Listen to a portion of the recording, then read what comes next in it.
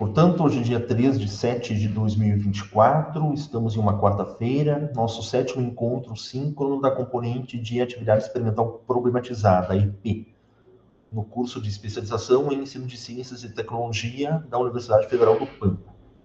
Muito bem, Janelle está aqui comigo, mesmo vale para a Raquel e para o Wesley. Bom, então, tê-los aqui. Tá? Imagino que tenhamos um encontro um pouco mais sucinto neste momento, tendo em vista que basicamente, o nosso processo central é ouvi-los, ouvi-las, quanto às apropriações com relação ao IP.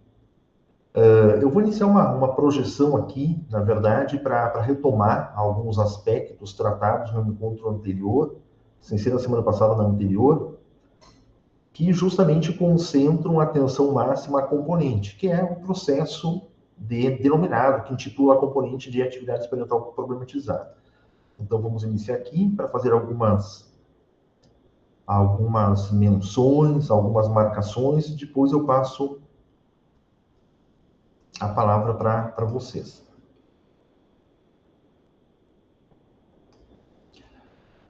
Bem, confirmem aí, por favor, se vocês estão me ouvindo e vendo meus slides, por favor. Sim. Tá ótimo. Então, a proposta da componente, a componente foi montada para familiarizá-los com relação à atividade experimental problematizada, AIP, que hoje nós denominamos como um processo de inovação teórico-metodológica, ou seja, desde do seu elemento de criação até o seu elemento de condução, voltado ao planejamento, mediação e avaliação do ensino experimental das ciências. Então, nós temos como foco a experimentação e, por meio da IP, nós iremos encontrar uma proposta, iremos encontrar um modus operandi para desenvolvermos uma experimentação que perpasse desde o seu eixo de planejamento, isto é, planejamento, planejar a ação, planejar a experiência, planejar a atividade prática, mediá-la, ou seja, conduzir essa atividade prática junto a alunos e avaliar o alcance dessa atividade prática com relação àquilo que nós propusemos, que é a aprendizagem. Então, essa é a estrutura aqui da EP. Materialmente, então, nós temos duas obras centrais de referência da IP. A primeira delas é essa de capa branca, que são experimentações voltadas para o ensino da química, particularmente. É a primeira obra que materializa, que estrutura a proposta da IP. Aqui nós temos, então, os exemplos, especificamente com relação ao ensino da química. E uma segunda obra, essa obra que está aqui com capa verde, é aquela obra que traz a teoria subjacente à IP. Isto é, a EP não é uma proposta experimental restrita ao ensino de química. É uma proposta experimental para o ensino de ciências, englobando química, física, biologia, matemática, tendo em vista as ideias, os ideais, os propostos dos pesquisadores. Então, nesse livro aqui, nós trazemos a teoria subjacente à IP, isto é, aqui nós vamos encontrar a teoria da aprendizagem significativa como um dos eixos centrais da IP, no compromisso pedagógico, e a epistemologia de Thomas Kuhn como um eixo epistemológico da IP, tendo em vista a nossa proposta de desenvolver uma imagem científica que faça sentido, que dialogue com o dia a dia dos alunos. Outro ponto importante aqui é justamente isso, essa questão que eu acabei de trazer para vocês. A IP, ela não estrutura-se por conta própria, ou seja, no momento de planejarmos o modo pelo qual a IP seria planejada, conduzida e avaliada, nós não tomamos em liberdade aquilo que nos fazia sentido como autores da IP. Mas nós tomamos como ponto de referência uma base, um arcabouço teórico de cunho pedagógico, que nós estamos chamando aqui de subsídio pedagógico. Sendo assim, a teoria da aprendizagem significativa, tendo em vista alguns conceitos, alguns princípios próprios, estruturam a IP. Porque o meu compromisso ao levar os alunos ao laboratório é desenvolver condições de aprendizagem. Sendo assim, nós temos o elemento, o subsídio pedagógico, como um dos subsídios que estruturam a IP. Com relação ao subsídio epistemológico, já fiz menção aqui à epistemologia de Thomas Kuhn, dentre outras epistemologias que também poderiam ter sido utilizadas na proposta da IP, nós temos em Thomas Kuhn uma imagem de ciência capaz de ser criticada, capaz de ser desenvolvida, não tomada como concepção verdadeira, capaz de ser desenvolvida em laboratório, abrigando soluções distintas ao mesmo problema. E, finalmente, tendo em vista esse subsídio pedagógico e epistemológico, nós chegamos no que chamamos de sistematização teórico-metodológica da AIP, naqueles eixos que eu já mencionei para vocês de planejamento, de avaliação, de mediação e de avaliação. Então, o subsídio teórico-metodológico da AIP, ela toma como referência o subsídio pedagógico e epistemológico, mas vai dialogar em uma estrutura organizacional que leve o aluno potencialmente a uma aprendizagem significativa. Outro ponto importante aqui a ser marcado é a estrutura, particularmente da AIP. Com relação ao eixo do planejamento, lembrando que a AIP ela vai versar sobre o planejamento da experimentação, a mediação da experimentação, ou seja, sua condução, e a avaliação da experimentação. Há uma crítica muito forte na literatura, e eu compartilho com ela, de que a experimentação, e isso valeria para outras metodologias também, ela não tem uma garantia de sucesso, de qualidade, apenas por conta de uma potencial qualidade, vamos chamar assim. Eu tenho uma experimentação, eu tenho um processo experimental que é amplamente contributivo à aprendizagem, desde que entendida, produzida, mediada, avaliada com rigorosidade e com qualidade.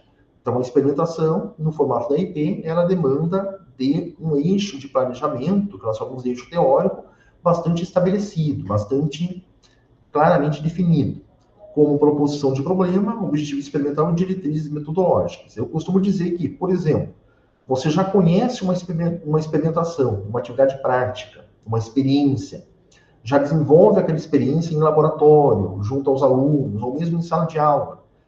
É o momento, então, de se pensar que essa experiência pode estar estruturada no formato da IP, desde que eu encontre esses articuladores, que eu construa esses articuladores aqui. Proposição ao problema, objetivo experimental e diretrizes metodológicas. Onde eu chamo a atenção ao primeiro deles, tendo em vista que a experimentação é um processo que visa solucionar a um problema. Sendo assim, eu já conheço uma experimentação. Perfeito. Então, eu vou pensar em um problema que anteceda a experimentação, dando um propósito para o trabalho experimental. Vamos ao laboratório, vamos ao ambiente de prática, buscar desenvolver uma solução a um determinado problema. Então, esse é o eixo do planejamento aqui da EP. Com relação ao segundo eixo, o eixo metodológico, nós temos, então, alguns momentos, particularmente são 5 momentos, que vai de uma discussão prévia até a sistematização. A IP planejada, experimentação planejada, vamos pensar, então, o modo pelo qual iremos mediá-la.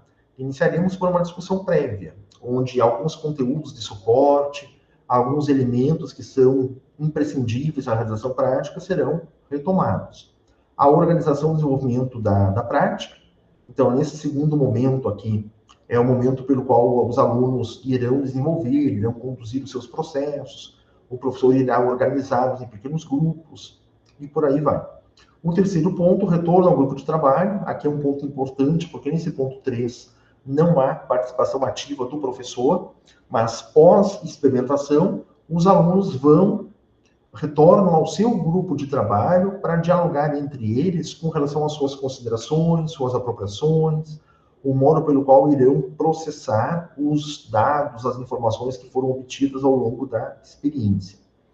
O ponto 4, a socialização, o momento pelo qual o professor irá reunir cada grupo de trabalho no mesmo ambiente e ouvir desses grupos de trabalho as suas perspectivas, o seu entendimento quanto ao problema e, principalmente, a solução gerada para aquele problema e os caminhos metodológicos trilhados. E esse é o momento onde o professor deverá valorizar mais os caminhos metodológicos, mais a justificativa que os alunos dão à sua resposta, à sua solução, do que propriamente a solução em si.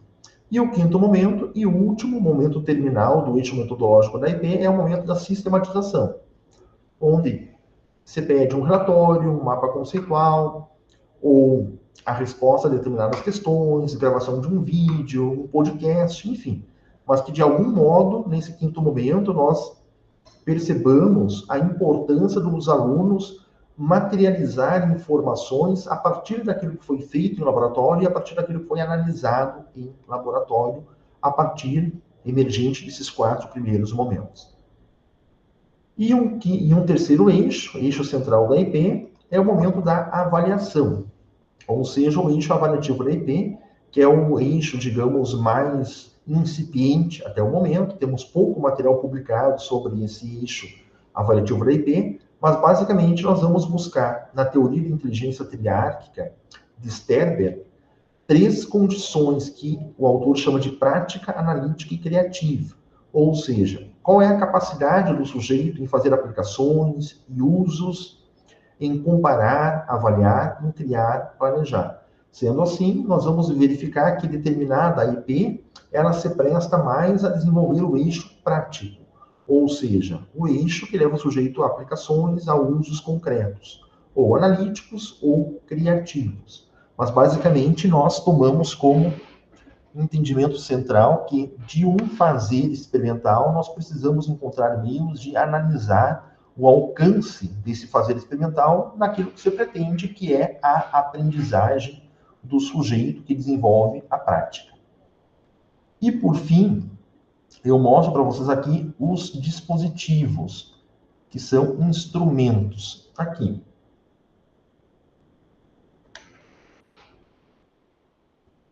O material que foi postado lá no Moodle, que foi postado justamente em formato editável, para que vocês sintam-se absolutamente confortáveis a manipular, a trazer inserções, a deletar uma determinada informação que vocês percebam como não relevante, tá? Sem problemas quanto a isso.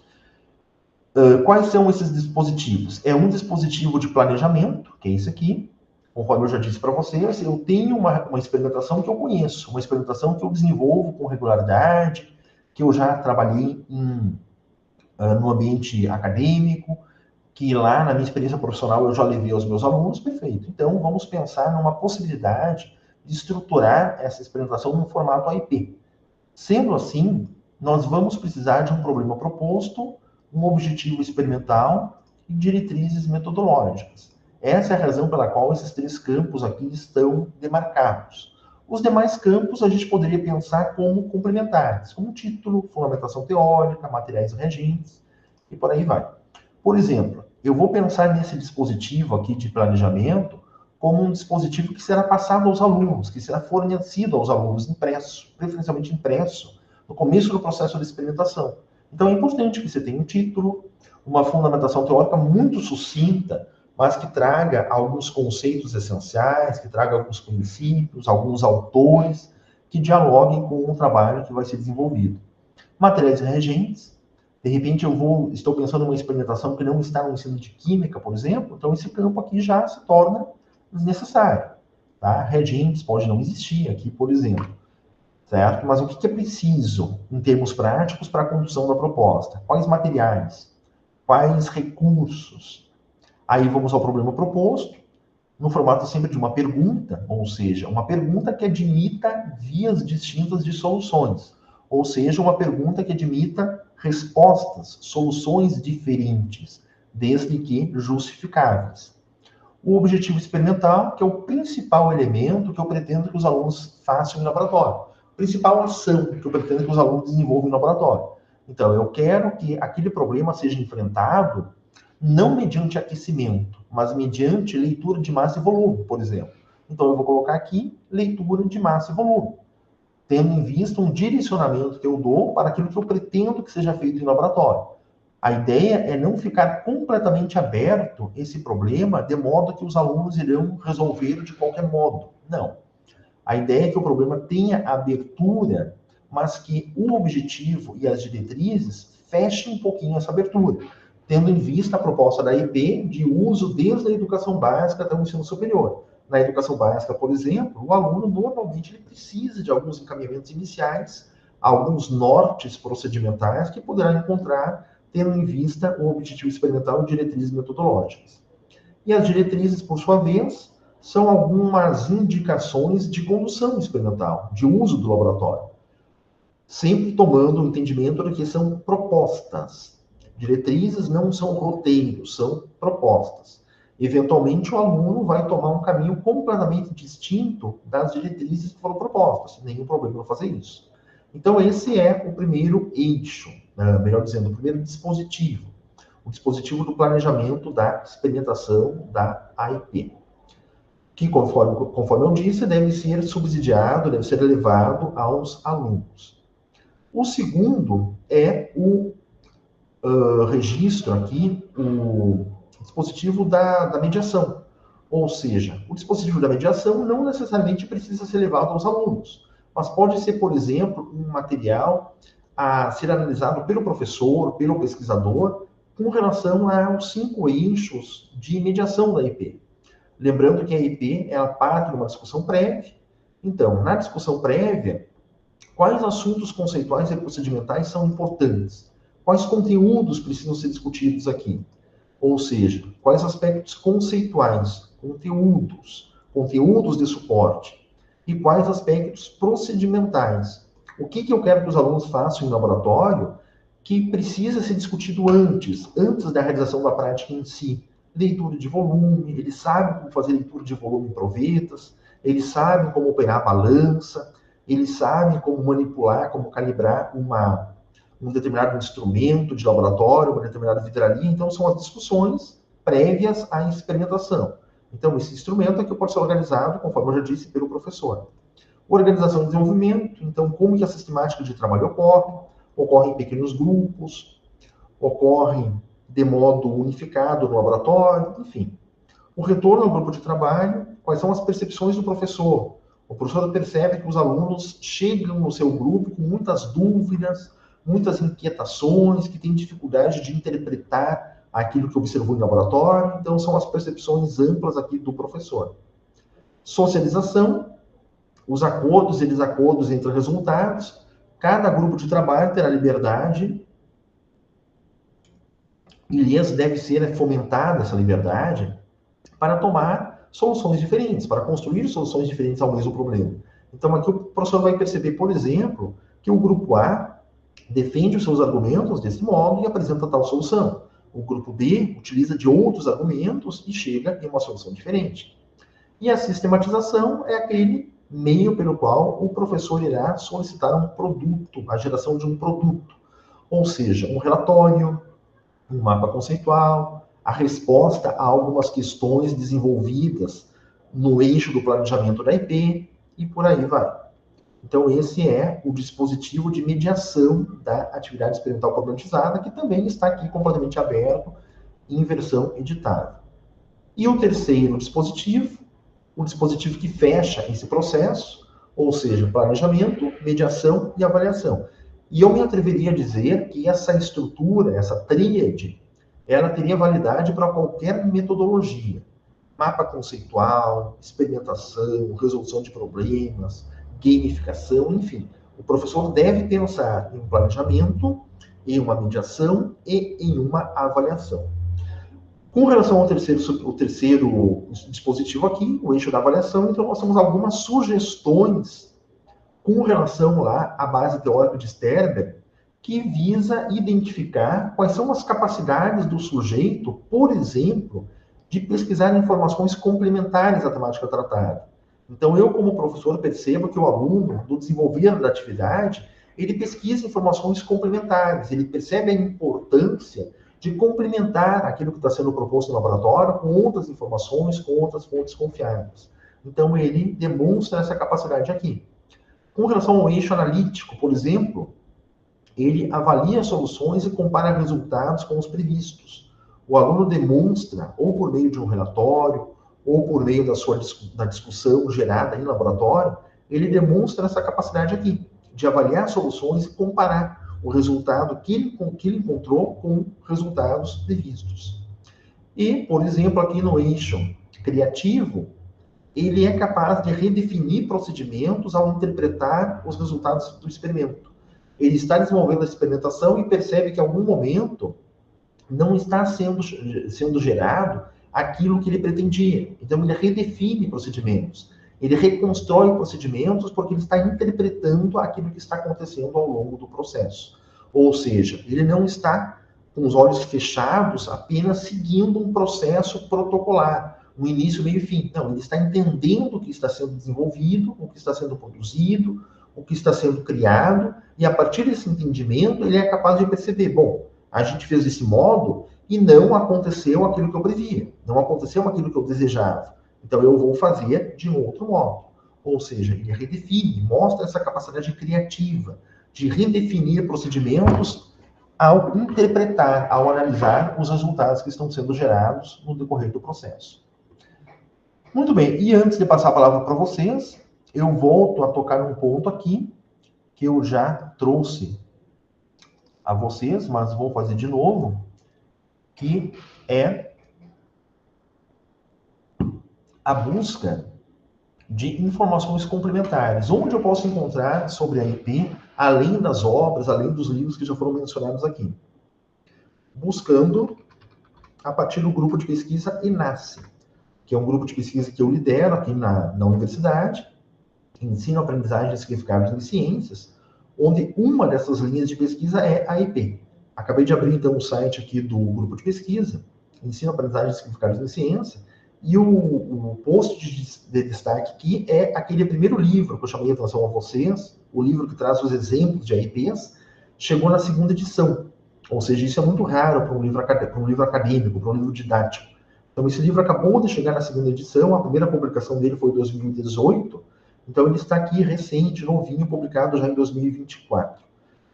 Nesse site, vocês vão encontrar como linha de pesquisa 1 a IP.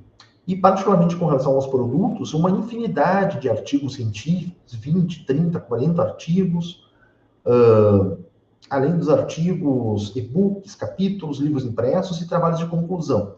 Por exemplo, entrando em trabalhos de conclusão, muitos trabalhos de conclusão a nível de TCC, trabalho de conclusão de curso de graduação, a nível de especialização, que é o caso de vocês, que são as monografias, a nível de dissertação de mestrado, de tese de doutorado, ou seja, várias pessoas hoje, vários pesquisadores já utilizaram a IP e ainda utilizam a IP como um objeto de pesquisa, ou seja, como um objeto de trabalho, um objeto de reflexão. E a nossa ideia é justamente que isso se mantenha, que isso se fomente cada vez mais. E aqui vocês vão perceber, por exemplo, me interessa mais o ensino da química. Eu vou buscar, então, trabalhos que versem sobre o ensino da química. Me interessa mais o ensino da biologia. Vamos buscar, então, trabalhos que versem sobre a biologia. O meu campo de trabalho é voltado à história e à filosofia da ciência. Então, temos aqui materiais que versam sobre essa linha também. E aí, vai, gente. Certo? Então, aqui tem vários elementos, vários materiais complementares à proposta. Ok? Deixe-me aqui interromper o compartilhamento.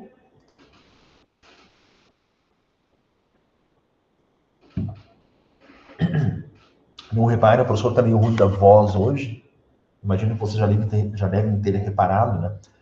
Gente, a proposta, então, do encontro de hoje, basicamente, se resumiu a gente retomar aspectos centrais da IP, na ideia não de esgotar o assunto, mas a ideia de cada vez mais, cada vez melhor, familiarizá-los com relação à proposta, certo? Se não, por exemplo, para essa componente, explorar aquilo que é possível nessa componente, o seminário integrador que se avizinha, mas vamos pensar na minha atividade profissional, vamos pensar no meu trabalho de conclusão de curso, vamos pensar nas ideias que possam surgir daqui para frente.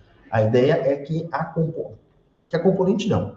A ideia é que o assunto que intitula a componente possa trespassar o espaço-tempo da componente, que possa ficar aí na memória recente de vocês, que vocês possam identificar um assunto de relevância para aplicar mais tarde, mais à frente. Então, fique bem à vontade quanto a isso. E o segundo momento da componente é nós resgatarmos aqui algumas questões, se possível já materializadas, se possível já postadas lá no mundo, das primeiras apropriações de vocês com relação a um produto gerado a partir da solicitação feita no encontro anterior. Certo?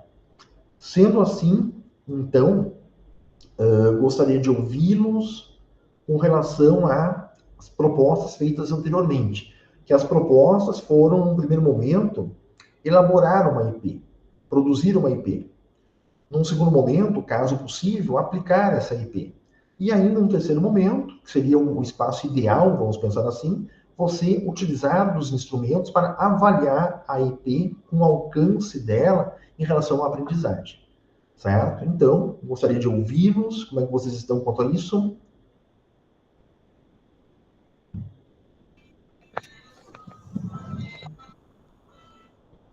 Diga, Janiele. Quem é que vai começar? Pode ser você, Janiele. Pode? Ok. Você quer projetar daí, por favor? Sim, vou projetar.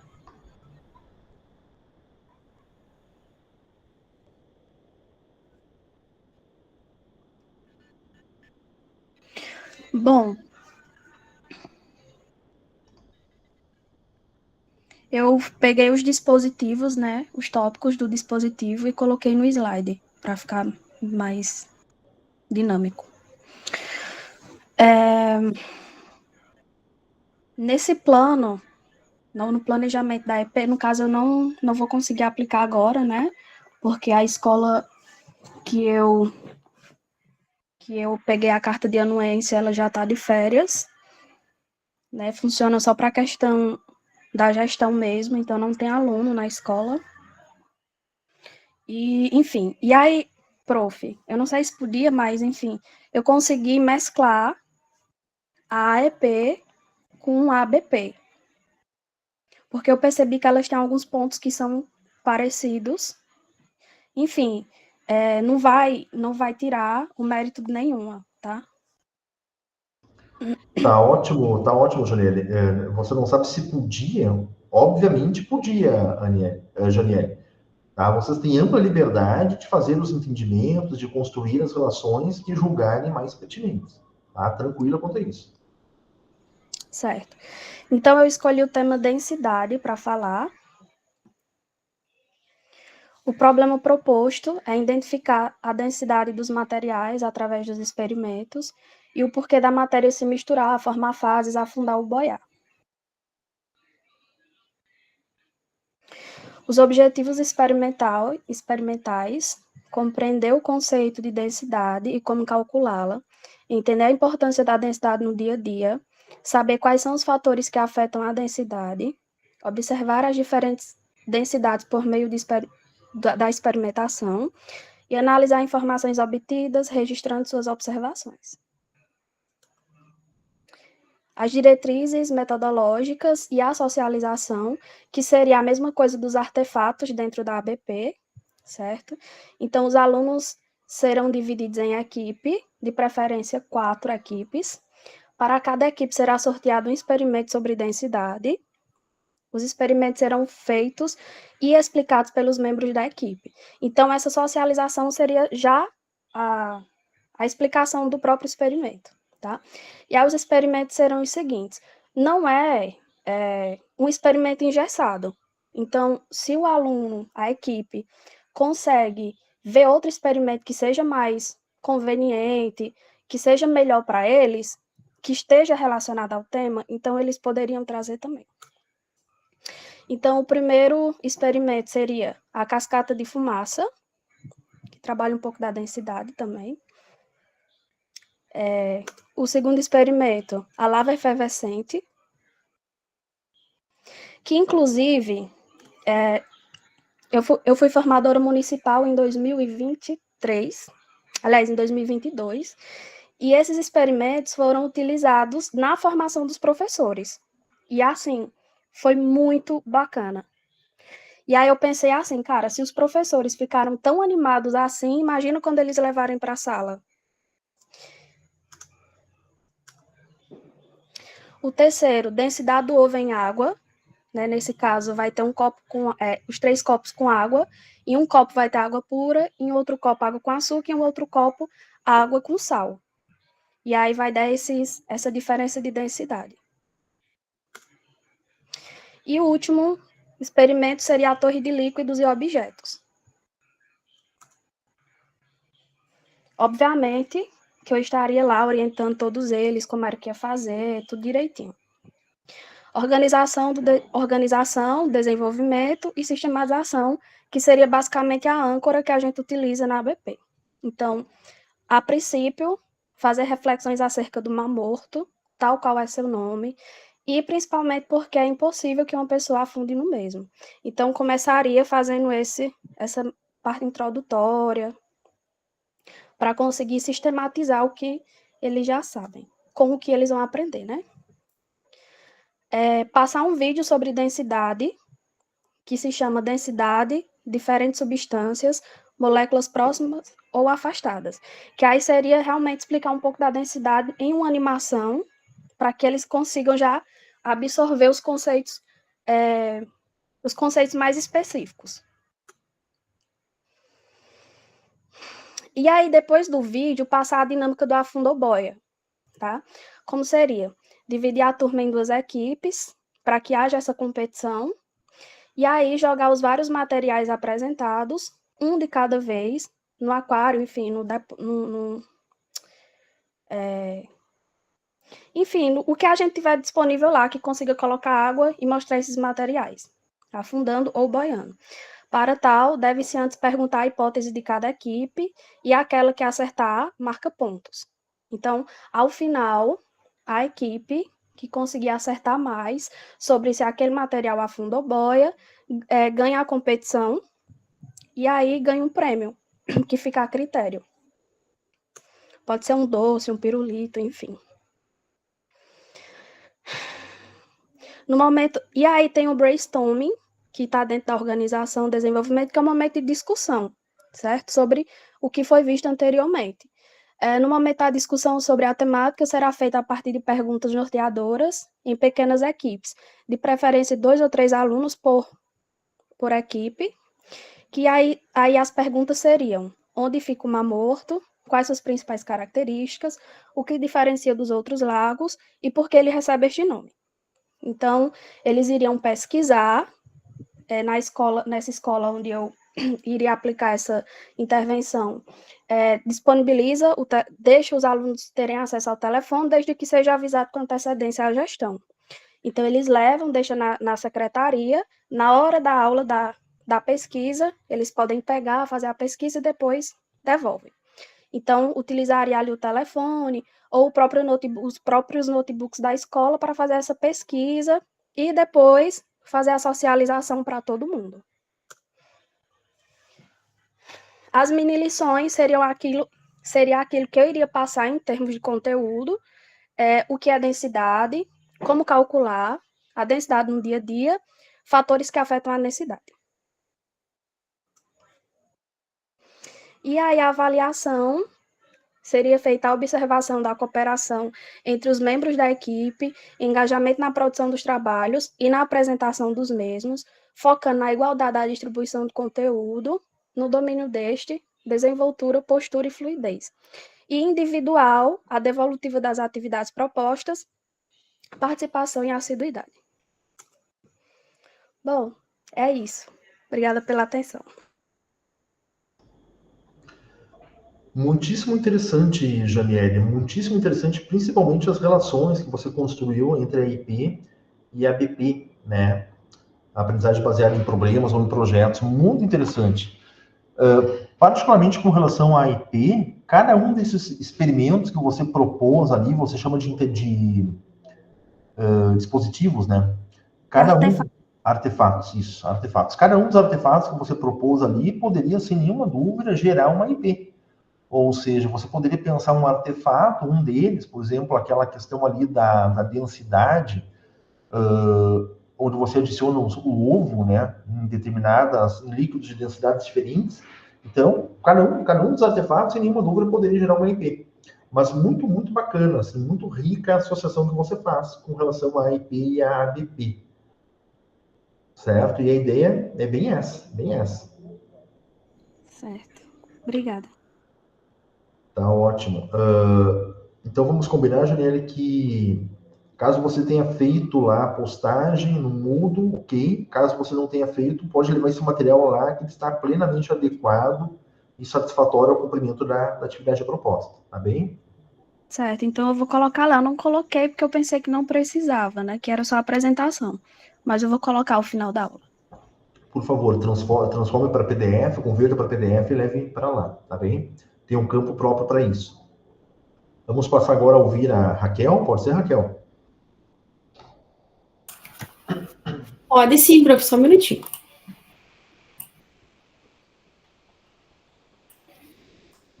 Eu vou ter que entrar aqui para poder projetar no... Tranquilo, Raquel, ao seu tempo.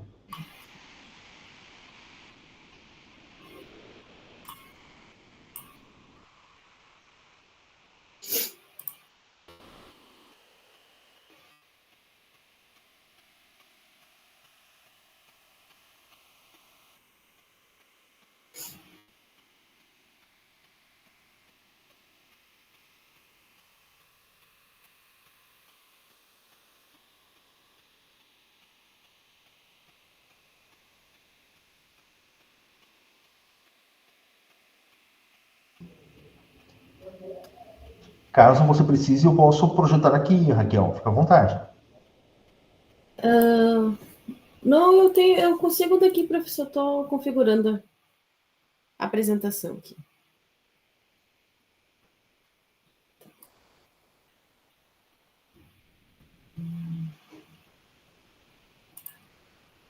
Aqui. Uhum. Tá aparecendo, prof? Está aparecendo sim, Raquel. Tá bem. Então, o título, então, do dispositivo é Indicador de ácidos e bases utilizando o repolho roxo. Então, a fundamentação teórica, né, seria uma breve discussão acerca do significado, então, dos ácidos e bases, né, que são duas funções químicas consideradas opostas, e que, para identificar essa diferença, né, nós podemos encontrar, além dos alimentos, né, que ingerimos no dia a dia, também muitas substâncias que utilizamos, por exemplo, para a limpeza das nossas casas, também, né, podem ser classificadas, então, de acordo com o seu pH. Também uma breve descrição, né, que os ácidos, então, eles têm essa particularidade do gosto azedo, né, por exemplo, o limão. Já os alimentos, então, que são básicos, eles têm essa característica de ser meio adstringente, que, por exemplo, o caqui seria um exemplo disso. Então, eu pensei, então, em criar esse modelo simples de fazer esse indicador de ácido-base, porque nas escolas, por exemplo, na escola em que eu trabalho, nós não temos laboratório de ciências, e aí, por ser uma escola da rede municipal de educação, também os recursos, eles são bem limitados. Então, nós não teríamos como, por exemplo, adquirir um indicador,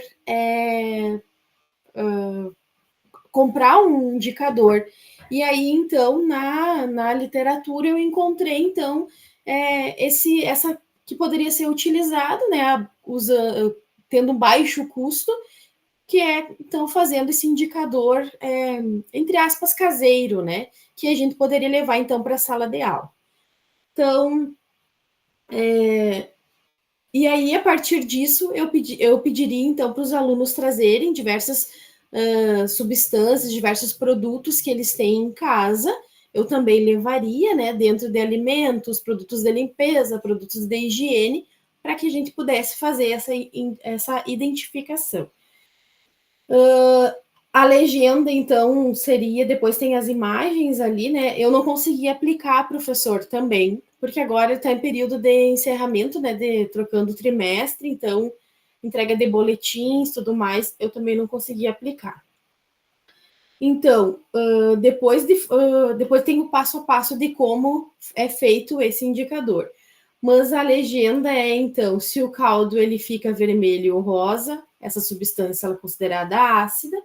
O caldo ficando verde ou amarelo seria básico, e permanecendo roxo, então, é uma substância neutra.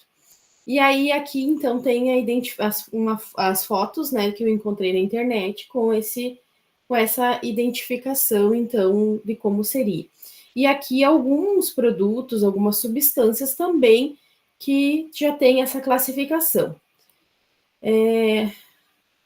Então, as substâncias que eu pediria para eles, daria como ideia, na verdade, seria alvejante, shampoo, creme hidratante, leite, refrigerante, vitamina C, café, iogurte, entre outros.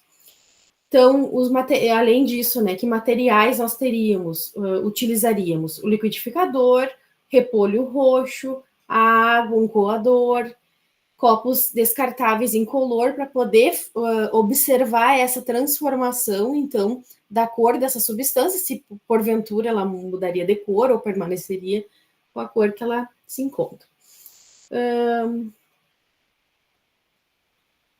Então, primeiramente, eu apontaria, então, algumas questões para eles, né? Como as substâncias usadas no cotidiano seriam ácidas ou básicas, e se essas substâncias seriam todas iguais. E aqui as etapas, né, dentro das diretrizes metodológicas, então, a realização desse experimento seria necessário, então, 2 períodos. Essas etapas, elas aconteceriam, então, com o 9º ano do ensino fundamental, e nós utilizaríamos, então, o repolho roxo, né? A gente iria bater ele no liquidificador por 5 minutos, depois iríamos coar esse caldo, né? Depois nós iríamos deixar ele, então, se nós fizéssemos, também poderíamos fazer fervendo, né, essa casca, essas folhas de repolho roxo também. E aí depois nós iríamos separar soluções que os alunos trouxeram nesses copinhos descartáveis, e aí colocaríamos um pouco, então, desse caldo, né, para indicar se eles teriam essa mudança, então, de cor, de acordo com o que eu falei ali em cima. Então, as questões seriam se eles seriam essas substâncias elas seriam classificadas em ácido, básico ou neutro. Daí eu coloquei também ali a referência à indicação da BNCC, né, de qual seria, então, trabalhada. Eu traria para eles como discussão prévia alguns aspectos conceituais e procedimentais, né, trazendo o que é o pH, como que a gente determina isso, que existe uma escala, né. Depois, eu pediria um breve relatório para os alunos, né, e aí nós conversaríamos a respeito de como que foi essa prática daí. Seria mais ou menos isso, prof. Tá ótimo, Raquel, muito interessante, assim, você ilustrou bem aquilo que eu tenho proposto, né? É uma experimentação já conhecida, a questão dos indicadores naturais, além do repolho roxo, poderia ser usado também a variedade de chás, né? O hibisco é uma flor, assim, que se presta muito bem para isso. E certamente, você cria um problema que antecede a prática. O problema está bem marcado com relação a isso. Os alunos conseguem identificar teores de acidez, basicidade, a partir do indicador natural, um indicador de uso, a partir de um material de uso corriqueiro, né, transformado em indicador. Muito, muito interessante. Procura aplicar essa atividade quando possível, Raquel. Tá bem? Sim, prof, pode deixar, aplico sim. Atividade muito rica, muito interessante. Inclusive, naquele livro lá, de capa branca, que eu mostrei para vocês, existe um dos capítulos que aborda os indicadores naturais e sintéticos. Ele faz uma comparação entre alguns indicadores naturais, como, por exemplo, o próprio repolho roxo, e alguns indicadores sintéticos, como fenolftalina, azul de bromotimol e outros do gênero. E, às vezes, a gente percebe que não precisamos de reagentes caros, de difícil manuseio, mas você pode utilizar bons experimentos a partir de produtos naturais, né? Gostei muito da proposta, Raquel. Tá bem? Pode converter para PDF e postar no Moodle, por gentileza. Certo, prof. Obrigada. Estamos aqui com o Yuri, com o Wesley. Passamos para ouvir quem agora?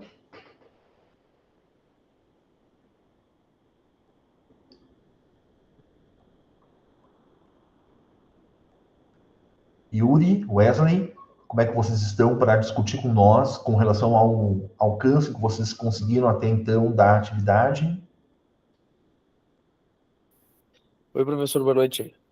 Boa noite, Yuri. Tudo bom? Eu não sei, eu queria ter a ver com o senhor, porque eu mandei o trabalho já para o senhor por e-mail, né?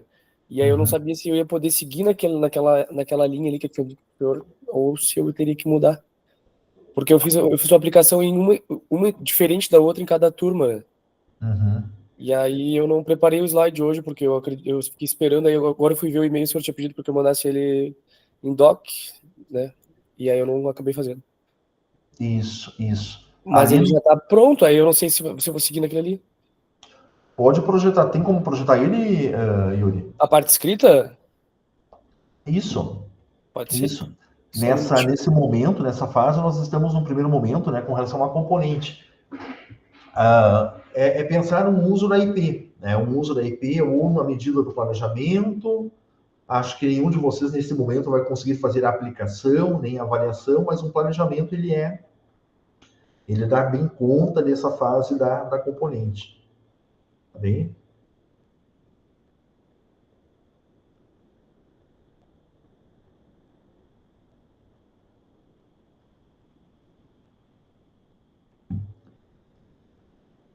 Eu não cheguei a fazer uma análise do teu material, até por conta que ele estava em PDF, né?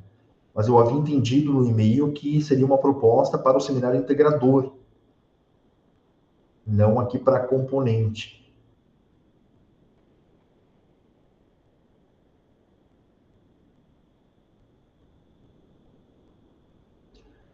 Yuri, nos escuta? Quer que eu projete daqui? Sim, eu só tava abrindo aqui, professor, só um minutinho. Uhum.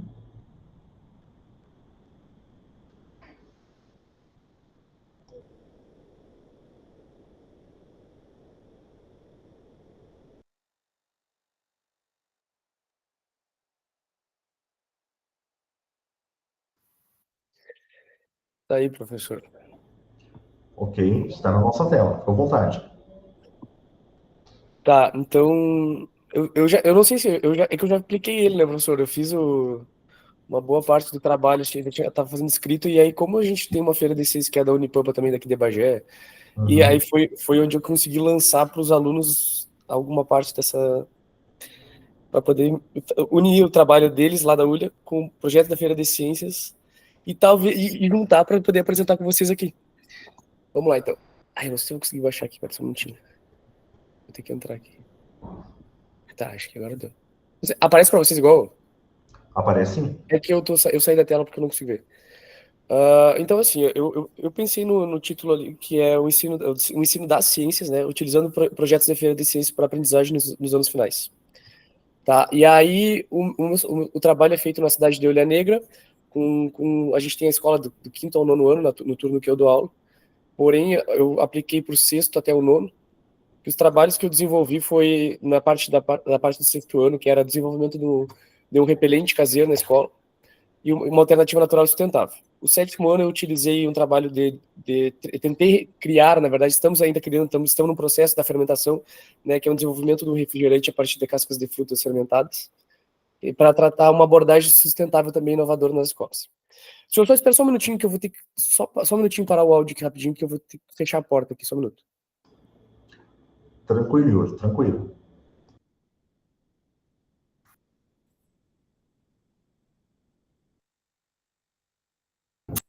Deu. Voltando.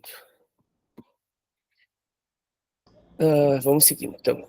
No 8º ano, tá? Então, eu trabalhei bastante coisas relacionadas à parte da sexualidade e reprodução, né? Tudo na área de ciências, né? Que eu sou professor de ciências. E aí, o que a gente trabalhou bastante? A gente conversou bastante, eu e os alunos, e eles tiveram bastante dificuldade, não de falar comigo, mas sim eles diziam que não tinham capacidade de dizer assim, a gente não consegue chegar nos nossos pais para poder conversar sobre. Eu pensei, eu vou tentar trazer uma pesquisa para eles, tentar conhecer a parte científica, né, a iniciação científica, porque daqui a pouco eu já estou no ensino médio, daqui a pouco chega na faculdade, então é uma maneira de já ter um breve conhecimento. Tá? E aí eu coloquei esse trabalho relacionado assim, ó, diálogos sobre sexualidade entre os alunos e pais na adolescência, uma análise e impacto na educação básica. E por último, eu trabalhei no 9º ano, que foi o empreendedorismo, que a gente tem bastante aluno que tem até passa necessidade dentro da escola, tipo fora da escola, né, nas suas casas. Então eu peguei e pensei, cara, vou tentar trazer o que eles gostam, né, o que eles utilizam dentro da vida deles, que estão trazendo até para dentro da escola para vender alguma coisa ou outra, para poder levar um pouquinho de renda, pelo menos, para a família. Mas nem todos eles têm uma noção sobre o que seria empreendedorismo. E aí, como a gente também, eu trabalho com ensino médio e percebo que a gente trabalha já algumas características sobre empreendedorismo, eu já quis trazer já da educação básica. E o título que a gente fez do projeto é Empreendedorismo na Educação Básica em uma escola estadual da cidade de Ouro Negro. O desenvolvimento dos repelentes ali com o 6º ano, ele surgiu com uma... Eu não sei se eu leio, professor, como é que eu acho que eu posso apresentar, não sei se... Pode fazer a leitura daquilo que você perceber como mais relevante, Yuri. Senão vai ficar muito amassante, eu acho que para apresentar, mas tá. Então, assim, a função vou deixar aqui nessa parte. A função com o 6º ano foi que eles queriam fazer algo prático, né, porque eu pensei em trabalhar tudo na parte mais... aplicada, assim, não muito, na verdade, desculpa, uma parte mais de pesquisa e não tanto aplicar, fazer alguma, tipo, que nem a gente fala de criar um vulcão, aquelas coisas que todo mundo gosta de fazer, para o projeto de ciência, da Feira de Ciências. E aí eu disse, com o 6º ano, como eles não entendem muito essa parte da iniciação científica, aí eu até utilizei até uma professora de matemática que ela me ajudou lá, que eu fiz a parte toda da produção deles, desse repelente caseiro, junto com eles, e ela trouxe a parte do cálculo, né, para poder unir essas matérias, que é ruim, tipo, às vezes eles diziam que não era boa matemática e tudo mais, e gostavam das ciências, e como eu me dou muito com essa professora, a gente tentou unir essa matéria. E voltando tudo rapidinho, todo esse desenvolvimento que eu fiz de cada um dos projetos, eu trabalhei com Ausbel, né, que o senhor nos passou no início lá das nossas aulas, que foi o que eu mais meio que foquei, assim, que eu gostei bastante de trabalhar com eles, né, que é da teoria da aprendizagem significativa. Eu gostei daquela parte. Então, antes de todas as matérias, antes de criar, na verdade, até esses projetos, eu perguntei para eles o que para eles seria importante utilizar. E aí a gente fez vários daqueles, não esqueci o nome agora. Me falhou na cabeça agora. Mas, enfim, com o TAS lá, que a gente utilizou.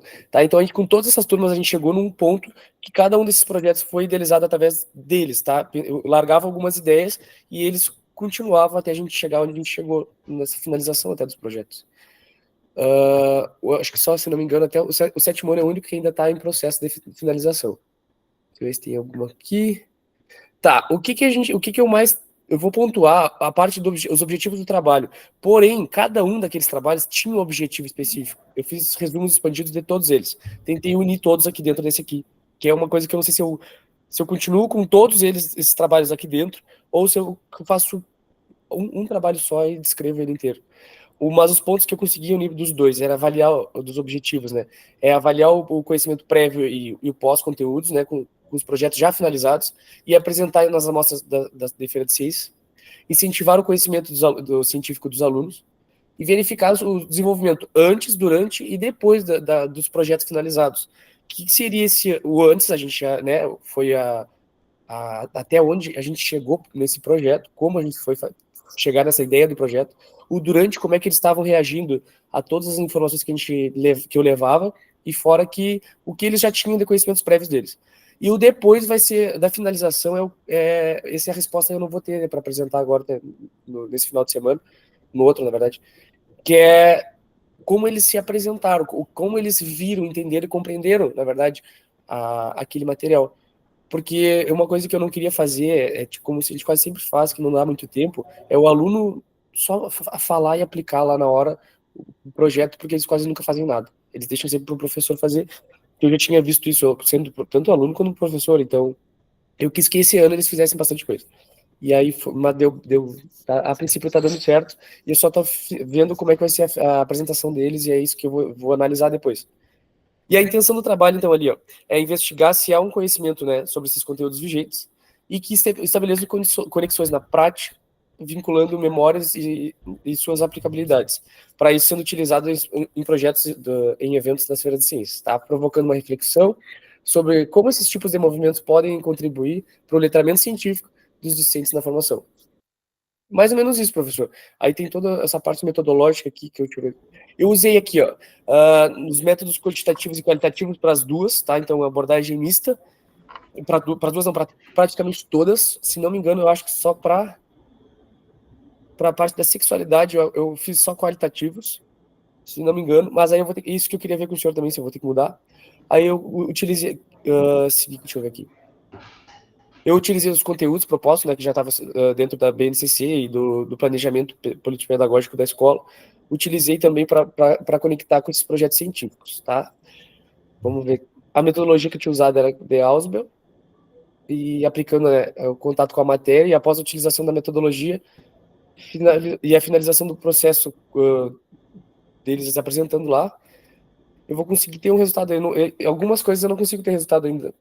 Mas, enfim, a gente utilizou o Google Acadêmico para poder pegar e utilizar alguns artigos científicos e o Google Forms para poder fazer os questionários que a gente foi aplicar tanto com eles, na parte do 6º, 7º e 9º ano, o 8º também pegou um pouco, mas a parte também do 8º ano eu utilizei até os pais para poder trabalhar, né, porque era uma conexão entre os pais e os filhos nessa parte da sexualidade. Vamos ver aqui, então, rapidinho. Tô demorando muito, professor. Se o senhor quiser, já posso parar. Tá, tudo bem, Yuri. Pode seguir. Tá, vamos seguir, então. E análise básica, vamos dizer assim, dos resultados, né, que podia ser visto ali, são que os alunos, que eu utilizei os alunos com as melhores expressões, cognição e espontaneidade. Os alunos que tiveram as melhores notas, no caso, e que conseguem ter uma comunicação maior, porque eu fiz todos apresentarem o trabalho. Eu queria saber como é que era o nível da apresentação. E eu posso utilizar para o dia da apresentação no máximo 4 alunos. Isso vai ser um pouco meio difícil de avaliar todos, né? Então vai ser uma parte bem pequena da turma, assim. Então, assim, ó, em frente à situação, pode-se encontrar a comunicação científica um nível mais simples entre os discentes, porém que desenvolveram a pesquisa de forma mais prática, que elevou seus conhecimentos, podendo explicar e mostrar aos seus colegas e até mesmo aos professores seus resultados, que se mostraram de grande relevância. Aí o que está de falha na parte dos resultados é o 6º ano, que eles não têm prática nenhuma, praticamente, com a iniciação científica. O resto das outras turmas, eles conseguiram entender como é que eu utilizava o autor, como é que eu podia fazer toda essa parte que a gente trabalha, né? Aí, na conclusão do meu trabalho, eu vou falar só a primeira parte aqui, que é para a necessidade de comunicar com os diferentes públicos, oferece aos docentes a oportunidade de desenvolver um repertório mais amplo para os seus argumentos. Assim, as feiras de ciências fornecem o objetivo de apenas expor trabalhos para diversos públicos, adquirindo um caráter formativo de todos os envolvidos. Enfim, vou resumir, professor, rapidão. Então, a minha ideia é o seguinte, vou tentar abrir minha câmera.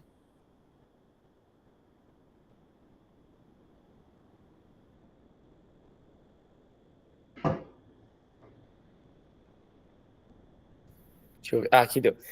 Então, assim, a ideia era... A minha ideia ainda é que eles tenham um pouquinho mais de... Como é que eu posso explicar? De abertura para poder falar sobre... Eu consegui entender que eles conseguem apresentar algo, falar algo sobre, com tudo aquilo que eles apresentaram sem nada escrito. Porque sempre, nem agora eu estava fazendo dele, eu não gosto muito dele, eu gosto mais dessa apresentação assim, ó, é mais falada, é porque eu vivenciei, eu entendi, eu tinha já conhecimentos antigos sobre, e consegui passar isso para o outro. A minha ideia era mais ou menos isso aí. Só que eu vou ter condição de 4 alunos por cada uma dessas turmas. Uhum. E aí eu não sei o que o senhor acha que eu poderia fazer, se eu faço um trabalho só, eu coloco nesse daqui, ou eu deixo esses 4. Bem, Yuri, vamos por parte, então, tá? Com relação a duas questões. Primeira é com relação ao seminário integrador. Né? O teu trabalho está bem adaptado, está bem claro, está bem coerente para o seminário integrador. Então, você vai me enviar o trabalho, eu sou o seu orientador, então você vai me enviar o trabalho em versão editável, e ali eu vou fazer uma revisão, vou fazer uma reflexão pensando no seminário integrador.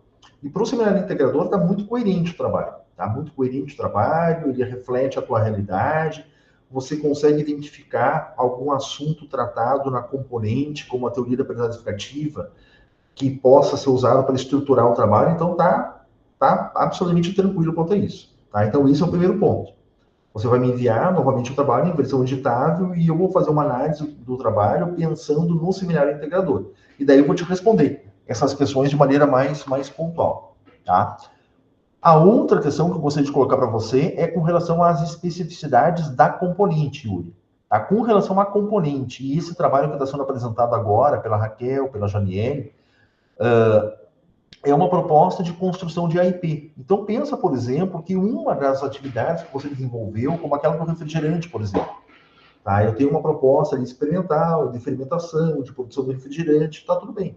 Vamos pensar que essa proposta pode ser planejada na estrutura da AIP. Então, Sim. pensando naquele dispositivo lá, eu vou fazer de novo essa proposta no próximo semestre ou no próximo ano, em uma outra turma.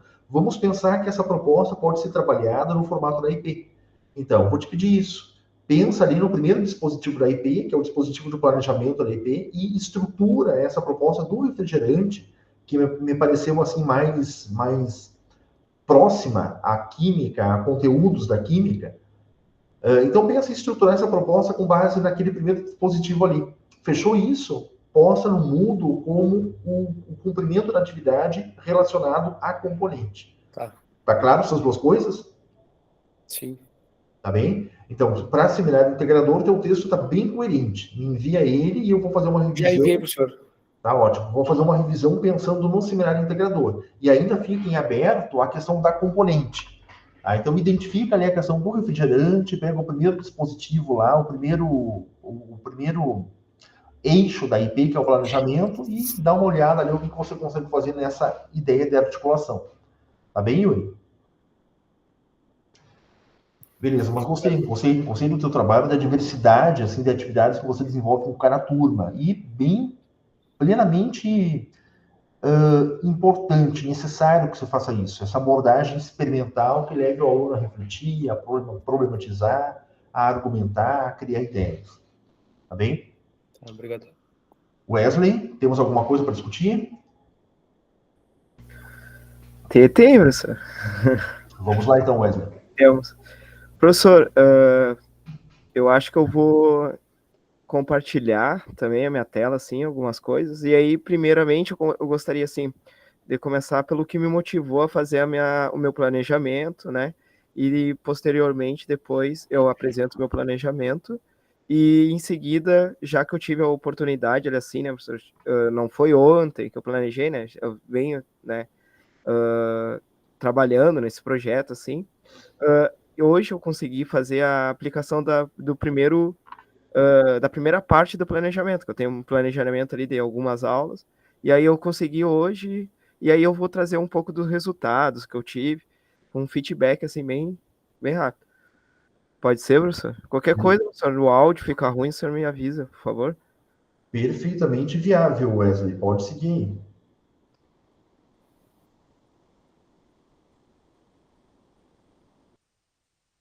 Vou começar aqui a projeção, professor. Acho que vai demorar um pouquinho. E aí, quando tiver num projeto aqui, uma tela separada aqui do Audacity. Não. Tá compartilhando, professor, ou não? Está chegando para nós aqui, Wesley. Tá bem, professor. O computador às vezes não ajuda, né? Isso. Será que chegou a compartilhar a tela, professor? Imagino que seja a tela que esteja compartilhando, sim. Só clica no ocultar ali para... Tá bem, desculpa. Você está com um conjunto de slides? Que material é isso, Wesley? Esse aqui, professor, isso aqui é um vídeo, né, que é aqui um título, né, que é reutilizando um scanner para falar sobre a composição das cores e descobrindo as cores através das misturas de tintas têmperas. Tá. Então, isso aqui é um rápido vídeo, né, professor? Só para ter uma ideia do projeto que motivou o meu planejamento, no caso. Tá perfeito. Então, aqui é só um vídeo, né? Ali tá o scanner, e aí ele fica trocando de cores, assim, ele fica repetindo, sabe? Então, esse projeto aqui, essa ideia, que motivou o meu planejamento, no caso das intervenções. Dito isso, né, professor? Agora, eu estou entrando aqui em um Word que faz parte daquela planilha da atividade experimental problematizadora, né? Então aqui eu completei algumas coisas aqui. E aí eu tentei adaptar, né, professor, aquele experimento ali para a IP. Então, né, os materiais e reagente aqui eu coloquei o scanner, o Arduino, o LED RGB, texto que se chama A Nuvem que Gargalhava Colorido, uma água e corante, copos e o episódio do Show da Luna, que é uma animação. E uma lâmpada da sala de aula, que fica alterando de cor, no caso. Feito isso, né, eu segui aqui assim, eu não sei se ficou tão claro, tão objetivo, assim, na verdade até, eu acho que eu fiquei com meio perdido, assim, para fazer, né, o problema, porque daí, nos planejamento ali não existe um problema, né, eu fui construindo alguns problemas para até mesmo trazer algumas respostas espontâneas dos alunos. Então, né, Deixa-me só aproveitar para que essa é uma dúvida muito corriqueira e muito pertinente, Wesley. É a questão de eu já conheço a experimentação, eu já conheço o procedimento, eu já conheço eventuais resultados que surgem. Então vamos pensar em um problema que anteceda essa atividade e dê sentido para aquilo que vai ser obtido, para aquilo que vai ser observado, certo? E também que admita vias diferentes de enfrentamento, que não tem uma única solução, que não tem uma expectativa única a ser gerada. Mas está bem coerente a tua proposta ali. Pois é, aí eu escolhi esse texto, né? Como podemos formar as cores e como elas surgem, né? Então, coloquei esse problema aqui só como um problema proposto, porque durante as aulas, as intervenções, eu vou estar trabalhando mais ou menos tanto do surgimento delas, da composição, pigmento, essas coisas, né, professor? E aí aqui o objetivo experimental. E aí demonstrar junto com os alunos a maneira como emergem novas cores, partindo das cores primárias, dos pigmentos de tintas têmperas ou corante, e posteriormente como emergem as cores com o LED RGB, que daí a gente pode perceber que as cores, né, se for trabalhar com tinta têmpera, as cores primárias vai ser o amarelo, o... Então, eu vou seguir ali, aí eu vou ter um planejamento ali, né? Não vou trazer os resultados aqui. Aí, partindo desse aqui, né, professor, esse aqui é o documento que o senhor colocou disponível lá. E aí eu vou querer acrescentar, né, daí meio que fazer um upload, né, um upload de outro documento que vai trabalhar, assim, as diretrizes metodológicas. Então, desse documento, eu vou vir para cá, tá? Que daí aqui eu coloquei um título, mais ou menos, né? E aqui eu trouxe alguns slides, algumas fotos, que é das cores que eu apresentei ali do vídeo inicial, né, professor? Do que motivou, né? E aqui só para ter uma noção de que aqui, vermelho, azul e verde, as cores primárias do LED RGB, né, professor? E aí a gente pode perceber que as misturas que eu fiz aqui, que deu origem a outras cores, se misturadas igualmente com as tintas têmperas, vão formar algumas cores diferentes, não exatamente as mesmas cores que formou no LED. Então isso é por causa né, tanto do pigmento, a diferença, né? Eu estou misturando aqui tintas têmperas e no outro eu estou misturando, né? A luz está emergindo do LED, então outra forma, né, material para a gente estar enxergando essas coloração. Aqui eu coloquei, né, sempre quando a gente faz um trabalho de intervenção, é sempre importante colocar o reconhecimento tanto da BNCC quanto outras habilidades que são previstas. Então aqui eu coloquei, né, reconhecer padrão de repetição em sequência de som, movimentos e desenhos, experienciar a execução de algoritmos brincando com objetos desplugados, explorar movimentos, gestos, som, formas, texturas, cores, palavras, emoções, transformações, relacionamentos, né? Então, algumas habilidades e competências que estão previstas, né, na BNCC, entre outros documentos, que pretende-se estar alcançando com esse essa proposta, né? Aqui já é o público-alvo, né, professor? Eu tentei já deixar mais... Aí o público-alvo é o pré, uma turma de pré. Os alunos, né, eles vão ter entre 4 e 6 anos. Na verdade, eles têm 4 e 5 anos, né, professor? 5 anos e 11 meses, praticamente. E aí, como objetivo, né, específico, né, eu sugeri, né, a investigação das cores, fazer uma investigação. E aí aqui eu fiz um planejamento, né? Então a escola, coloquei aqui o nome, a turma, o pré, o número de alunos aproximadamente 13, e um planejamento até mesmo de duração de aulas. E aí então aqui na primeira aula, eu dividi sempre em 3 momentos as minhas aulas. Então, mais ou menos, né, um momento de provocações e de questionamentos, o segundo, mais ou menos, né, uma leitura, uma reflexão um pouquinho aprofundada, e o terceiro momento para fazer a retomada dos conceitos e aprofundar, dar um espaço para o aluno conversar juntos, né? Então, aqui assim, né, a primeira, né, a iniciação das discussões sobre as cores primárias. Então, atividades. Iniciar com um questionamento para ver o que, até mesmo tentar ver se eles conseguiriam acompanhar a história, né, a historinha junto ali, e a atividade proposta. Então, né, discussões e provocações iniciais. Então, né, vamos falar sobre as cores. Qual é a sua cor favorita? Alguém imagina de onde vêm as cores? Ou como são formadas as cores? Então, eu gravei, né, professor? Depois eu vou trazer algumas partes dos resultados, como método para colher, né, dados e posteriormente conseguir analisar e até mesmo avaliar a aprendizagem ou, né, as conexões que os alunos conseguiram fizeram. Eu gravei essa aula, né, no caso. Então, toda essa conversa que eu tive aqui inicial, essas perguntas, estão gravadas e dá para ouvir, né, eles comentando, né, as cores favoritas deles, a cor da roupa deles, até mesmo a espontaneidade deles mostrar, digamos, alunas femininas que pintaram a unha, e aí questionar que cor é a unha que pintaram. Então, um questionamento mais livre, sabe? Em um segundo momento, aí eu trouxe a leitura de uma historinha, que se chama A Nuvem que Gargalhava Colorido.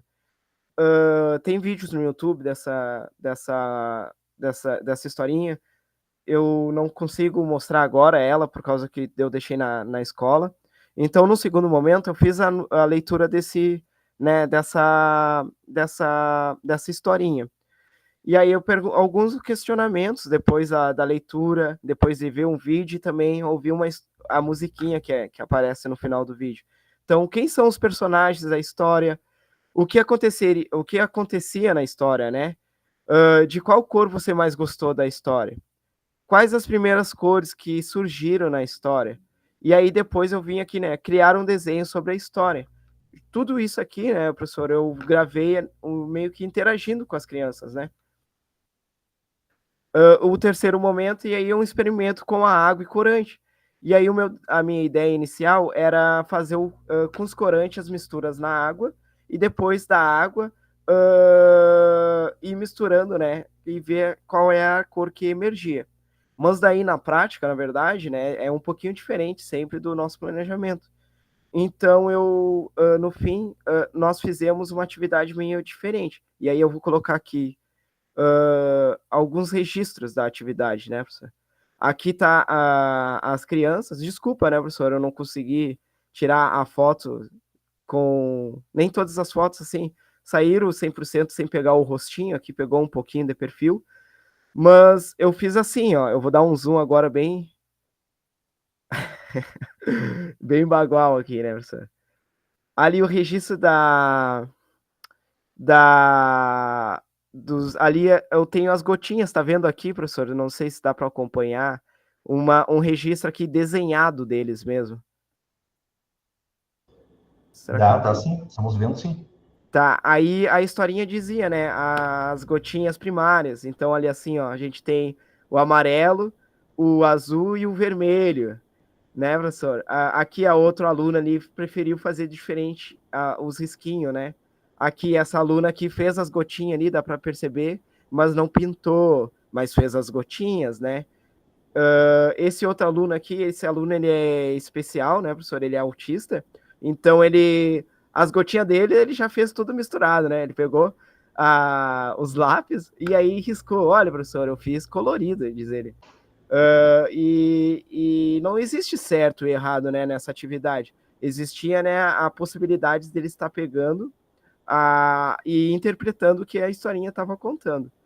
E da historinha, no momento em que elas fechavam, elas formavam outras cores, o verde, o roxo, né, e o laranja. Então, e depois que eles fizeram essa pintura, eles pegaram, né, eu e a professora colocamos um pingo de cada cor e eles misturaram com o dedo para ver que cor iam surgindo, né, professor? Então, nós pegamos o amarelo e o vermelho, e aí eles misturavam com o dedinho, e aí as cores iam surgindo. Aqui a gente pode ver bem o laranja, né?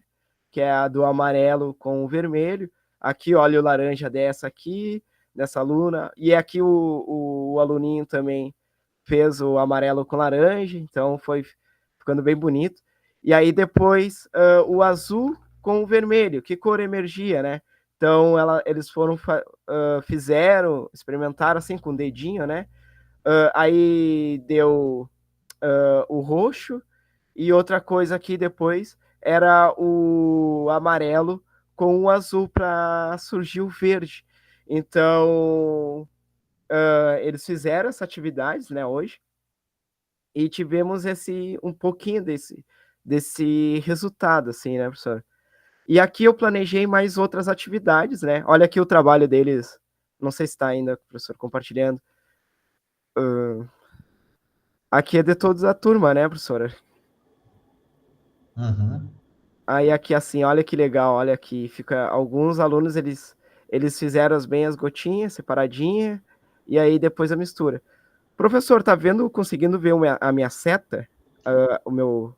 Estamos sim. O cursor? O curso? Sim. Tá, esse aqui deveria ser um amarelo, mas esse amarelo aqui, ele provém do corante. Eu usei um corante em gel, mais ou menos, e vocês conseguem perceber que ficou um pouquinho laranja? Uhum. E aí, então, a gente mudou a nossa estratégia, né? Esse aqui vai ficar legal na água, aí eu não consegui fazer hoje na água. E aí dá para ver assim que na prática, às vezes, talvez até confundimos às vezes os nossos alunos, né? Eu vou falar que é amarelo e aí sai laranja. Só que daí eu pedi para ir passando assim, e bem na bordinha assim ficava amarelo. Só que daí depois a gente usou as tintas têmperas, né? Tem a gravação do áudio, né, professor? Dá para ver toda, né, eles comentando, conversando.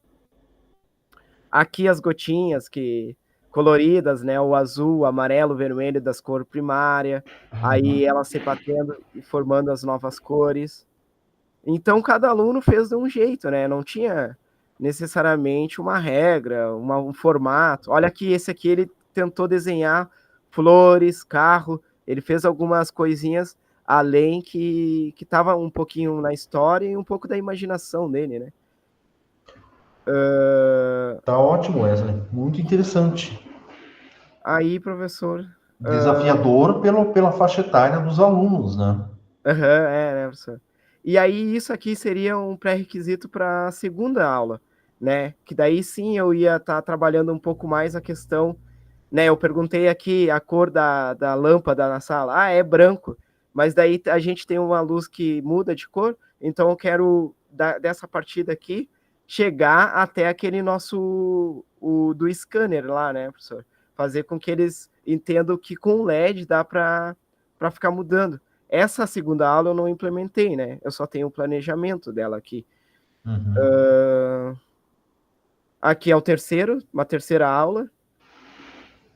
E é esse o meu planejamento, né, professor? E um pouquinho do resultado. Deixa eu... Wesley, primeiro parabéns por conta né, dessa iniciativa de trazer conceitos, de trazer ideias, princípios das ciências lá para as crianças, né? Isso é sempre valoroso, quando a gente percebe que a ciência pode e deve ser discutida com os seus fundamentos, com algumas questões importantes e marcadamente científicas lá nas séries iniciais, né? Isso é sempre pertinente. Com relação ao fechamento da componente aqui, o seu caso é um caso bem parecido ao do Yuri, né? Ou seja, vamos pensar um modo de estruturar parte desse teu material, porque você tem um material muito longo, tá? Um material bastante denso, bastante multifacetado, com várias possibilidades de intervenção, de avaliação, que possivelmente vai ser um material que você vai trabalhar junto com o teu orientador para uma defesa de curso, por exemplo, para uma monografia, tá? Para o seminário integrador, mas mais abrangente do que o seminário integrador é para uma defesa de final de curso mesmo. Mas com relação à componente aqui, algo mais objetivo me interessa nesse momento. Então, talvez é pensar também, como eu indiquei para o Yuri, em alguma proposta, em parte desse teu material, identificar uma proposta que possa ser estruturada tendo em vista o dispositivo de planejamento da IP. Tá? Tá claro para você isso?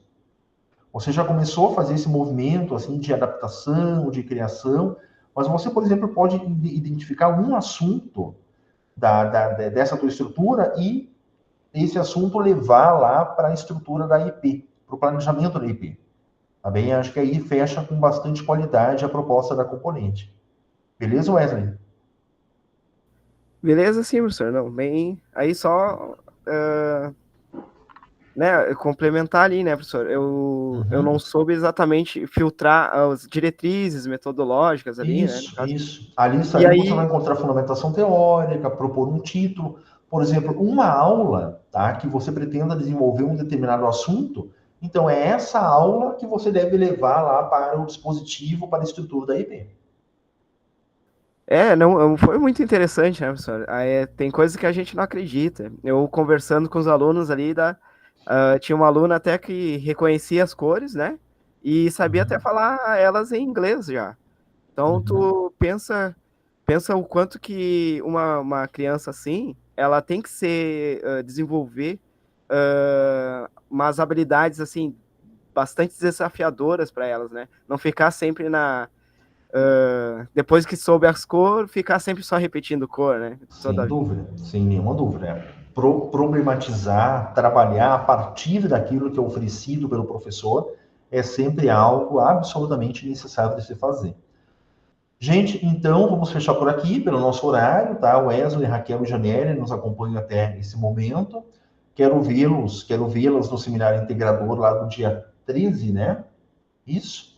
Com relação ao componente, particularmente com relação ao componente, nós estamos encerrando aqui. Aí qualquer dúvida, qualquer material, qualquer informação que vocês queiram daqui para frente, façam um contato comigo a qualquer tempo. Eu vou ter o maior prazer em discutir com vocês, retomar com vocês alguns aspectos que tenham sido trabalhados aqui na componente, que de algum modo tenha impactado vocês. Tá bem? Abraço para todos, para todas, então. Qualquer coisa, estarei disponível. Muito obrigado, professor. Tudo de bom. Beleza, Raquel? Professor, aí fica... eu posso utilizar dessa primeira aula, professor? No caso, que eu fiz ali, ficar focado só nessa aqui? Pode ser, professor? Pode ser sim. Já é mais do que o suficiente para você pensar